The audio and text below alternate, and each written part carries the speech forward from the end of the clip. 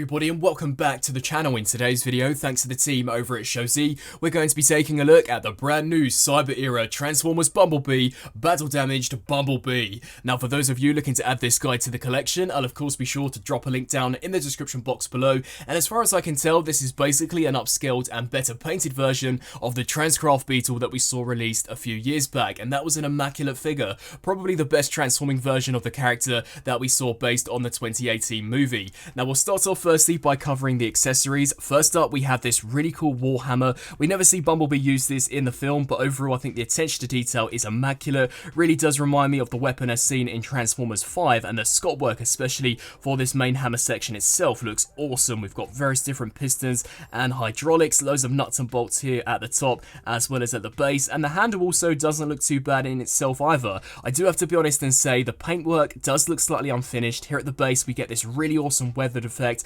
whereas the rest of the yellow components have merely just been left clean, which does look slightly strange, especially when paired alongside Bumblebee himself, but sculpt wise it definitely does look the part. We also do get included an alternate battle mask head for Bumblebee, which is certainly my preferred look for the character. I think this looks great. The weathered effect is immaculate. You can see all of the different dings and dents in the paintwork. I love the rusted effect. As we come around here to the back, we get a really nice gunmetal silver with the antenna section sticking up at the top, and unlike Transcraft, this does actually have an LED magnetic function, so as we bring the rear section of the hammer in and hover it over the crest, it will cause the eyes to illuminate a very nice blue. Personally, I would have much preferred a push switch, as you have to continuously have the hammer on your person to activate the eyes, but nevertheless it definitely does look pretty sick. And then finally, in terms of firepower, we do get a Stinger Blaster. Now the weathered effect on this looks awesome. I love this really nice rusty paintwork that we've got over the yellow section. Of course, the Stinger Blaster here at the tip, and this will peg into Bumblebee's arm, which I'll showcase later on. This too also has an electronic function, although mine appears to have completely died. When I turned this on for the first time, it began to flicker and then just faded out, and I've replaced the batteries and sadly have had no luck with this at all, but it is supposed to illuminate a burning orange, so if your copy does work how it's supposed to, I imagine that would look pretty darn cool. And then finally we do get included two distinctive blades. These are the same as what we saw with Transcraft. I believe this is the movie accurate one. As you guys can see, it's slightly more angular in terms of design, and definitely my personal favourite. This has been painted out of a really nice gunmetal grey, and the same can also be said here for this one, albeit it is slightly more rounded in terms of design. And here we have Bumblebee himself, fully transformed up into the Volkswagen Beetle, and overall it's actually a really impressive vehicle, especially considering just how much has gone into this in regards to engineering. Now as we bring it in here for a closer look, I know the biggest issue that many collectors had with that original Transcraft version was that when you would transform it up into the Beetle, it was pretty clean looking, whereas in the movie the Volkswagen was definitely beaten up. So Cyber Era have tried their best to replicate what was seen in the movie, and overall whilst it does look improved, I still do think they should have gone slightly harsher on the weathering. This still does look way too clean in my opinion. As we come around here to the side, you can see whilst we do get some nice darker washes applied to the edges, it certainly was a lot more rusted up in the movie. And as we take a look here at the hood, I'm not a big fan of this massive splotch that we've got here on this side, whereas this section does appear for the most part to be pretty clean. Although the sculpt work is really sharp, we do get a complete die-cast bumper, and that is one thing worth mentioning. This guy is super hefty, a really heavy figure, and has actually got loads of die-cast packed in to the endoskeleton, but I do like the silver striping that we've got here along the hood. The sculpt work looks super cool. The indicator lights have been picked out in a nice orange. It maybe would have been nice to have seen them approach putting LEDs here into the headlights, much like the Zeta Toys version, but regardless I still do think it comes together nicely. We do get rubberized tyres, and whilst there are various different gaps due to the panels, overall I do think it comes together to create for a pretty solid looking alt mode. Even here at the rear, I do think the weathered effect on this looks pretty decent. We do get the rear tail lights, and once again, much like the front, a complete die-cast bumper with some exhaust pipes and some really nice smoked out dark transparent plastic for all of the windows, and it can actually roll pretty nicely along the ground. So in all, a decent alt mode to accommodate a very impressive looking robot mode. I do just wish, however, that the paint was ever so slightly heavier here for the vehicle mode, especially considering that this has been dubbed as their battle damaged variant. Now as far as the size comparison is concerned, truth be told, I really don't have that many Masterpiece Transformers transformed, but here we have the MPM for Optimus Prime, and as you guys can see, this Bumblebee is pretty gigantic. In terms of a real life representation, this would be way off, but as you can see from a side perspective, it is definitely quite a chunky figure. Minus the rear section of Prime, it's pretty much this entire cab in terms of size, and believe me, is a lot heftier heftier. I'd say it's probably double the weight that we're seeing here with the MPM Prime. Now, as far as the transformation is concerned, it's almost identical, or it is identical, I should say, to the Transcraft version, so I shall merely just be giving you guys a pretty cool, fancy transformation sequence. So with all that being said, let's get Bumblebee transformed from his Volkswagen Beetle into his robot mode.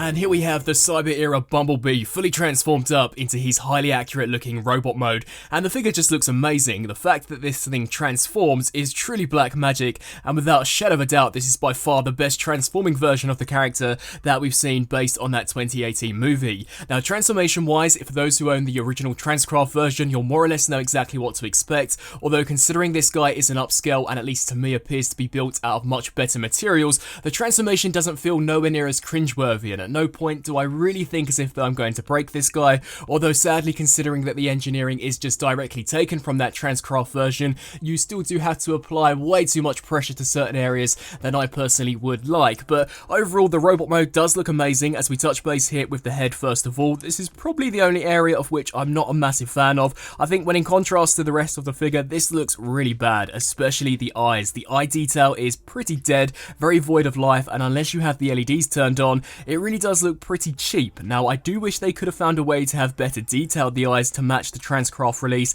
as those were pretty realistic, but considering that these are just two massive pieces of transparent blue plastic, they really don't look the greatest, and the weathering effect I don't think is nowhere near as nice on this head sculpt when in comparison to the battle mask. But the sculpt work is top notch. As we take a look at it here from a side perspective, you can see incredibly accurate to how it appeared in the movie. The chest unit is in fact faux. These are not the headlights that you guys saw in the VW Bug, but I think they look awesome. The attention to detail for these actual headlights look amazing, super accurate to a real life Volkswagen, and the attention to detail where the paint apps lay is just remarkable. This looks so realistic to how it appeared in the movie. The rust detail, in particular for these bumper sections, does look as if though it's literally jumped straight out of the screen. I love the entire torso section here for this lower piece. We've got various different hydraulics, nuts and bolts, as well as some chain details. The arms in a regular straightened out pose do look slightly lanky for my liking, but once you begin to pose them around, they really don't look too bad. But as you guys can see, they definitely do look slightly unnatural, just hanging by Bumblebee's sides. As we take a look at the shoulder detail,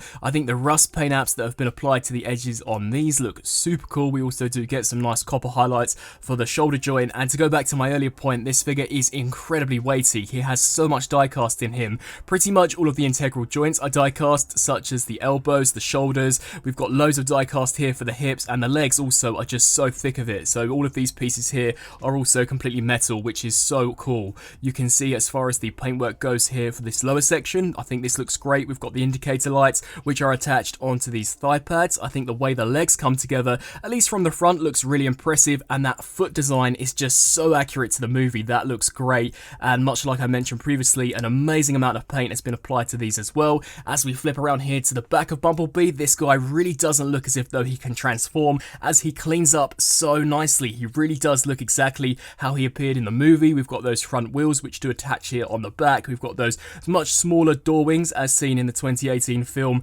as well as some really nice spinal sculpt work, which too has got some wicked copper highlights. Even here at the back of the legs, you can see we've got some suspension, and just in all, it looks fantastic. There are a few different gaps, but just due to how complex that conversion is, I'm easily able to forgive those, and we have what would appear to be the tail lights here in the back of the foot. So definitely a really nicely designed looking figure, and he does come together very nicely, feels incredibly solid, and the paintwork for the most part, besides the head, I really do think is top notch. Now articulation wise, Bee's head is on a ball joint, so it allows him to look up and down, tilt side to side, as well as rotate the full 360, and much like the battle mask head, the antennas also can hinge up and down, which actually does add a ton of personality to this character. The shoulders can rotate the full 360 and are incredibly stiff. They can also hinge out to the sides, although the butterfly joint that we get due to transformation is slightly too loose, so 9 times out of 10 it will droop back into place. So I maybe would have liked to have seen the tolerance on that ever so slightly touched up, but here for the bicep, this too can also rotate the full 360. We do get a hinge joint here at the elbow, rotation at the lower section of the forearm, and the wrist is on a ball peg and a hinge joint, and the 3 fingers are conjoined and can be hinged at 2 points, one at the base and one at the knuckles, and the thumb is independent on a ball joint, so this can rotate the full 360 and also hinge up and down. Surprisingly, for a figure of which is as complex as this guy, we do actually get a waist joint which can rotate left to right. The hips can kick forward to a tremendous degree, and despite them having a ton load of die cast in them, surprisingly they actually can withstand their own weight. As you can see, I'm giving this guy a proper good shake, and those really aren't going anywhere, which is pretty impressive considering that they are merely just on a friction joint and not a ratchet. They can also kick back to that far, which is amazing, out to the side. Sadly, there's no form of thigh rotation going back, it merely is just forward due to transformation. We do get a 90-degree bend here at the knee, and as you guys can see, the knee pad will move in accordance with that, so it really does just go to show how much care and attention Transcraft originally put into the engineering for this figure. And finally, as we come down here to the foot, this can pivot forwards and backwards slightly, as well as can rock left to right. Coming back to accessories, in addition to the battle mask head, the regular Sculpt 2 has some LEDs which are activated by once again utilising the base of the hammer. Whilst these look a lot better turned on than as opposed to turned off, I still do think the detail is just a little cheap when in comparison to the rest of the figure, and this is the only area of which I personally think screams that this is a KO. Had they applied some paint or just some detail to the actual transparent sockets themselves, overall I definitely think that would have made this guy look a lot cooler. Swapping out the head is easy enough. You basically just pop it off the neck ball joint, which does reveal a complete die-cast neck section, and then we can bring the battle mask sculpt and just simply pop that on, which in my opinion really does complete the look of this guy. It looks so much cooler when in comparison to that regular head, and the sculpt and paintwork really is on point. The Stinger blaster can be easily attached via a peg and slot in both the forearm and palm, and overall I think looks pretty nicely done. I particularly like how the fingers appear to wrap around the blaster, much like we saw in the movie, and you can definitely recreate some of those poses where Bumblebee's tried to take down Dropkick or Shatter. The battle blade can be slid over the top of the forearm guard, and once inserted looks super accurate to how it appeared in the movie, although sadly is missing some of the smaller minute details such as a few Cybertronian hieroglyphs. And the final and arguably the coolest accessory out of them all has got to be the Warhammer. Now unlike the previous accessories, this was one that we never saw first time round with Transcraft, so it doesn't have a designated slot to actually peg into the figure, and it is a shame that Cyber Era didn't actually sculpt any tabs on the handle, meaning that he merely does just have to grip it, and considering that the fingers have been designed in a slightly strange way, the grip certainly isn't that great, but you can definitely get him holding this, and I'm sure if you pull off some pretty sick looking poses, Bumblebee is going to look like a force to be reckoned with whilst wielding this. Comparison wise, here we have the Cyber Era Bee compared alongside the original Transcraft Beetle, and size comparison wise there is a drastic increase. Also in terms of paint apps, the new Cyber Era version is a lot larger, a lot heftier, and has just been weathered so much better when in comparison to the first version, although I will be honest and say as far as the head sculpt is concerned, I much prefer what we saw from Transcraft. As I just bring in the head sculpt that we got released here with the Cyber Era version, this just looks way more faithful to the movie when in comparison to this. I just think there's something a little off in regards to the detail of the mouthpiece. It looks a little too simplistic, and those eyes look nowhere near as cool as to what we saw here on the original version. And finally, here we have him compared alongside the Toy World Bumblebee movie Optimus Prime. And so, some final thoughts for the Cyber era, Transformers Bumblebee, battle damaged Bumblebee. We may as well get the negatives out of the way to start off, just as there really aren't all that many. As far as the vehicle goes, I think it looks decent for what it is, but I do think for a battle damaged variant, the weathering should have been much greater, especially considering that for the robot mode, I think they've got it near enough perfect. So it is a shame to see that vehicle mode not as weathered and beaten up as seen in the movie. The transformation, for those who own the original Transcraft Beetle, will know exactly what to expect. Despite this guy being much larger, there still are some areas of which I'm not a massive fan of just how much pressure you have to apply to certain regions. Most noticeably would be detaching the rear headlights from the back section of the vehicle, but other than that it's pretty straightforward. I think the robot mode for the most part looks great, although I'm not a big fan of the non-battle masked head. It looks super simplistic, the paintwork is nowhere near as nicely done as on the battle mask rendition, and there is just something completely off as far as the eye sculpt goes. But that's pretty much the negatives out of the way. The robot mode looks incredible, a really super cool representation of Bumblebee as he appeared in that 2018 movie. The articulation overall is really nicely done. This guy has got a ton load of die cast, all of the plastic appears to be of a super high grade. The accessories for the most part are nicely done. It is a shame that my Stinger Blaster in particular doesn't appear to be working fresh out of the box, but considering that these are third party pieces, I don't believe they go through tough quality control as some of the Hasbro items, and we even get some slip ups with those. So yeah, that is unfortunate. The hammer not being able to peg into the hand also is a slight qualm of mine. It would have been so easy to have attached a tab onto that, but nevertheless a really cool version of Bumblebee for those looking for a transforming version of the character as he appeared in that movie. Then at the time of this recording, I do think this is the best version and probably the best build out of them all. I'd love to hear your thoughts down in the comment section below. Is this a figure you guys plan on adding to the collection? And until my next video, I'll see you then. Thanks for watching.